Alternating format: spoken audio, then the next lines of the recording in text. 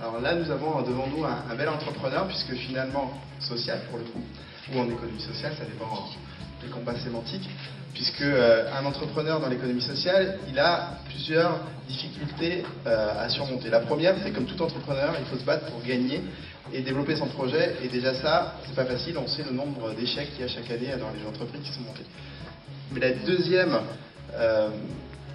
deuxième nécessité quand on monte un projet en entreprise sociale, c'est de se poser des règles supplémentaires qui vont finalement, par moment, pénaliser notre projet, mais c'est pour un bien collectif ou un bien d'intérêt général.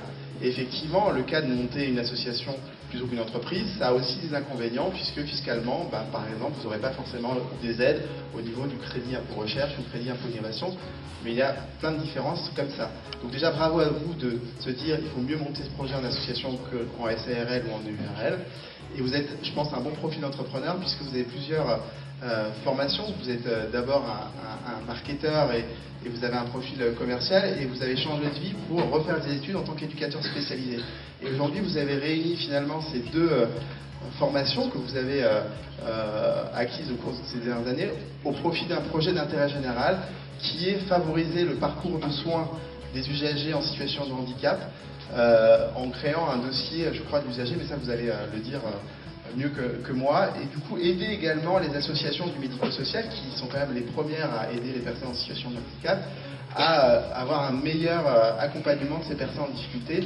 Et aujourd'hui, on sait bien qu'il y a de moins en moins de ressources pour financer le handicap, et notamment la question des personnes en situation de handicap. Et donc d'aider les associations via les nouvelles technologies pour les accompagner, je trouve que c'est un beau projet d'économie sociale, et on est heureux de vous remettre ce prix au nom de la Mutuelle Cora.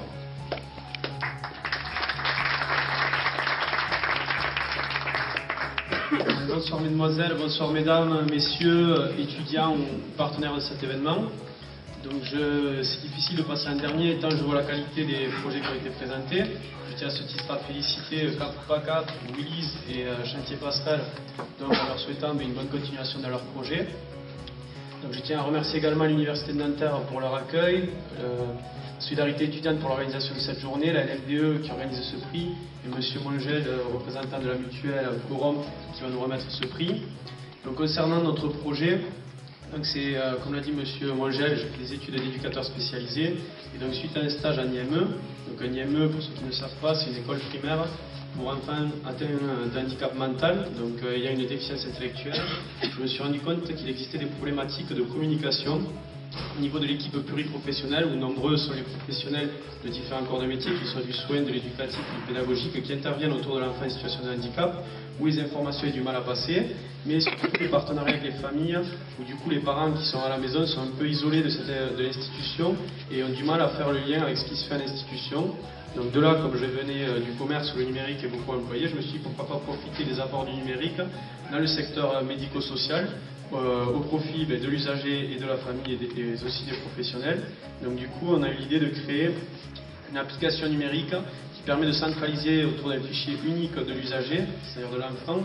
Et donc du coup, tous les professionnels vont pouvoir interagir donc, au travers de cette application numérique qui est compatible sur ordinateur, sur tablette et sur smartphone.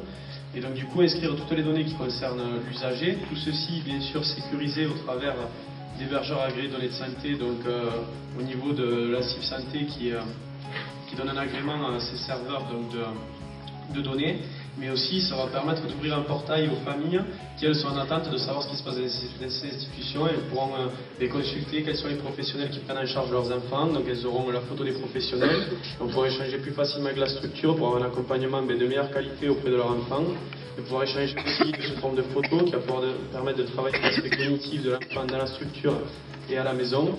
Donc du coup c'est vraiment voilà, pour faciliter le parcours de l'enfant. On a développé ce projet, donc du coup qui se développe sur la région Midi-Pyrénées et Languedoc, parce que je suis originaire de Carcassonne et c'est sur Toulouse qu'on développe ce projet. Donc voilà, je pense que j'ai terminé. Merci et bonne soirée.